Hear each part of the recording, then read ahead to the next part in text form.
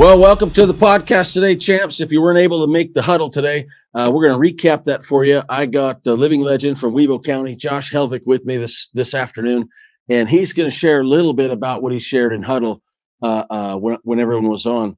And we just want to make this available for some of you kids who are busy at 3 in the afternoons on Sundays, or you couldn't make it, or maybe you're new to Championz and you don't know that we meet at 3 p.m. on Sunday afternoons. We meet every Sunday afternoon at 3 p.m. Minus holidays and the summer. During the school year, we do this. Just get together to sharpen one another, hang out with one another, and get some wisdom and knowledge from different guests throughout the year. So Josh Helvik, multi-state champ, football, played all the sports, serves the Lord, has a nonprofit ministry, Plains to Peaks, reaches lots of teenagers over there in Wibaux County. And so he's our guest. He's going to share a little bit about the fear of the Lord today. So thanks for joining me today, Josh. Appreciate it. Well, thanks for having me, Jeremy. It's an honor. I love kids. I love what this program, Championz, is all about. And I think as I look back at kind of some of the strongholds that kind of drugged me down, I just wish we had resources like this back when I played. I think I didn't have to go through some of the hard knocks if I would have had support and resources, and that's what I love about this. So that's good. Yeah, one of the things that when I prayed about what would God want me to speak on in Championz, he just told me, working with youth today, I see a lot of youth that really, there is a love of God. You know, they love God, but I also see another side where they lack a fear of God. You know, where if I could word it the way that there's just times where they choose to leave Jesus in the car. You know, like, hey, you got to sit this one out. I'm going here, and that's not the message we should be sending. That's not how we should be living. We should have a reverence and a fear of God. And so he led me to Psalms 34, and it says, I'm going to start in verse 7. It says, the angel of the Lord encamps around those who fear him and delivers them. And it says, oh, taste and see that the Lord is good, and blessed is the man who trusts in him. Oh, fear the Lord, his saints. There is no want in those that fear him. I want to hit on that. There's no want for those that fear him. And let me tell you, my decisions back in the day, a lot of them they were selfish decisions all about me, and it led to me being in a lot of want. How am I going to pay my bill? Where's my next meal coming from? I had no health insurance. I had to go on welfare just to have my kids to have insurance. I was in a bad spot, man. And what started all of it was decisions that did not fear God. It all comes back to you. You reap what you sow is bottom line with that. And I'm telling you, if you could just have these simple little principles in man of, would this please my God? You're going to save yourself a lot of heartache and a lot of things that I don't wish anybody to go through. And so just a little hindsight now, like I hit rock bottom. I started to choose loving God, and another word of fear of God in every decision I'd make. Well, would this please my God? I stopped leaving him in the car? Every decision. Cut out certain things in my life because the fruit just never resulted in the right way. And so I have no want anymore. Like all my needs, I have food on the table. I provide for my kids. Not only that, like I'm starting to get into investment properties, and it's just amazing how choosing God can turn it all around.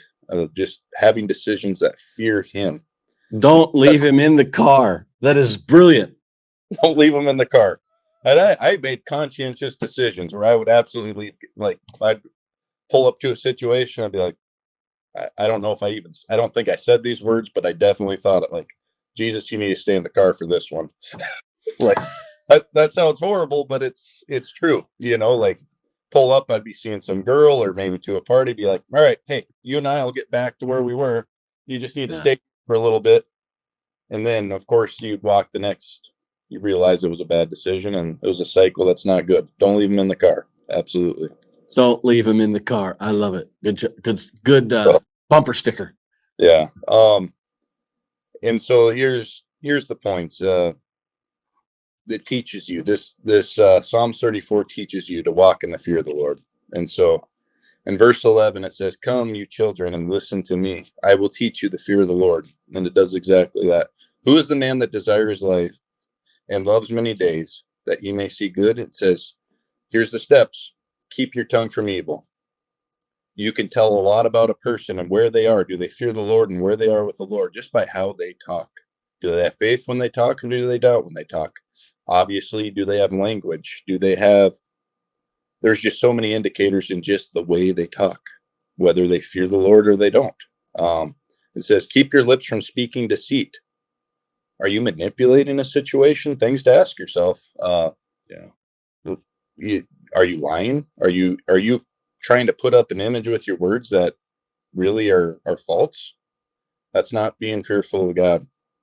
And believe me, those two things right there, I was a really good liar. I mean, my goodness, I'm ashamed, but I'm redeemed, right? Amen. Praise the Lord. Changed. Absolutely. Depart from evil and do good. Well, that definitely means don't leave Jesus in the car right there. Depart from evil and choose to do good. Just a little hindsight with that. It's amazing when, I just look at modern that I see with kids, because I still coach, I run a youth organization, I do stuff with kids all the time. And I could totally tell when kids are watching a video that's inappropriate, roasting somebody on social media, laughing, snickering, doing all these things. And you don't need to partake in that. You can depart from that. And it's amazing. There's been certain instances in my life where I just chose, like, hey, this situation, this gossip talk, I don't need anything to do with that. I'm walking away from it. And I've had people and that doesn't seem like a big gesture, but it's amazing how that's leadership. It's amazing how how you depart from it speaks volumes to others. It sets the standard. And that leads to, here's one of my little nuggets I want you to write down and take home. What you permit is what. So if I think it's okay to have that beer or that Zen or that vape or whatever, I'm promoting that to others that's okay. And I shouldn't walk in that conduct. It's not. Don't lead people that way. And I will say this too. If you're a Christian and you have that, I believe iron sharpens iron. If you have that friend that you see is leading people that way and partaking in that way, I will say it's your responsibility to actually speak up and set the example. Again, if you're just permitting it all around you and you're promoting it, you really are. I know that sounds tough, but there's truth with that. What you permit's what you promote, and that's everything in your life. That's your daily discipline. You promote laziness, you'll reap that. You promote that. I try to work out. One of the reasons I try to continually try to work out is I'm promoting healthiness. People see me and they want that. It keeps me encouraged. Well, I'm like, I can't stop because I got all these kids that are looking up to me to keep doing this. I lift with some of them. I put the work in with some of them, and I'm not going to let any of them show me up,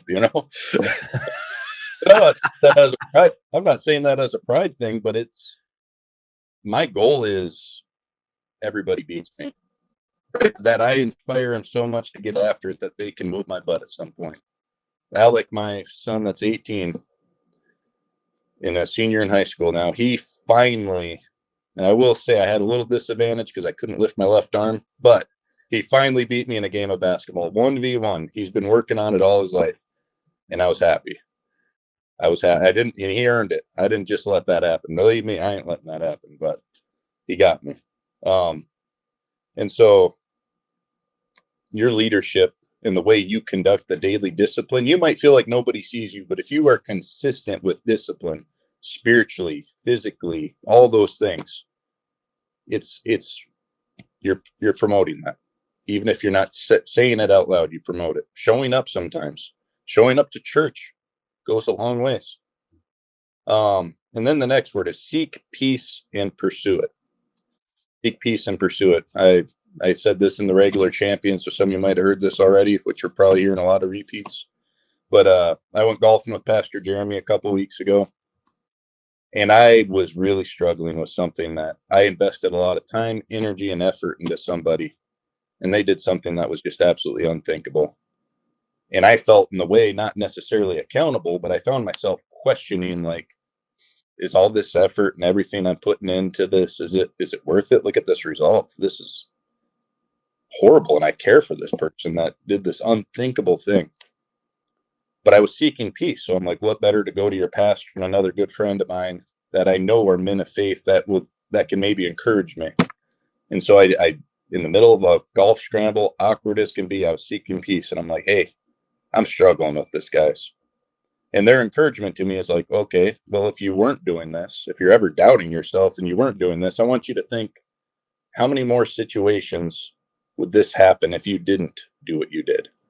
And that blessed me, because I mean, it put me in a dark spot, because when you care so much and you sow so much of yourself, when people fail and fall, it hurts you. It really does. It hurts the sower. We want to see you win. That's why we do champions. We want to see you win.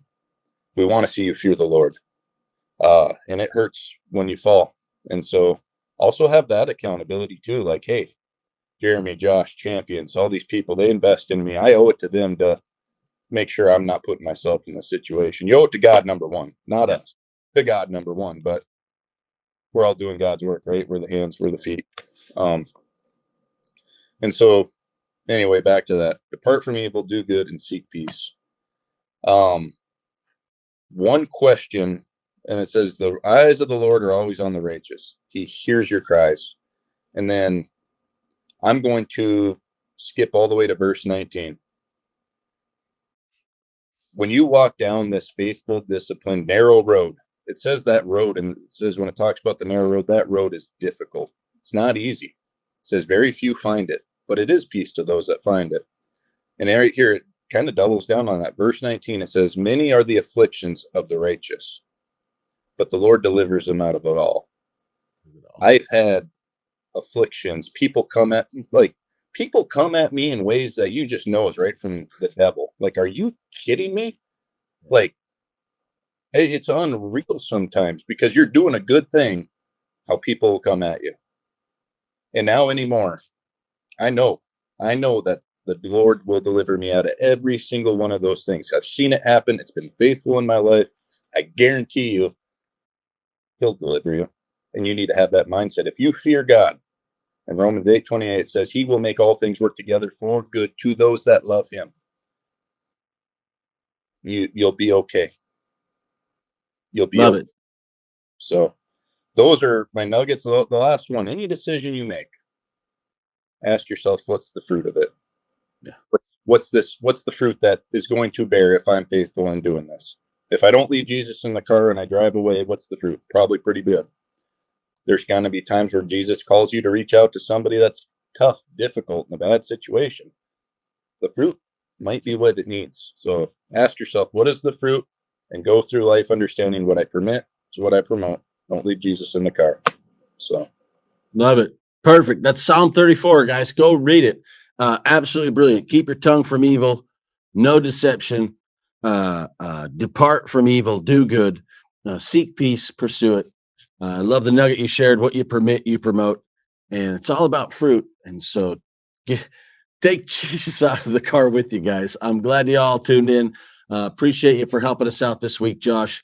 Always love the nugget that you share. So this is just a recap from Huddle today, guys. We appreciate you. Thanks for tuning in. We'll be back every Sunday, 3 p.m. That's Mountain Time.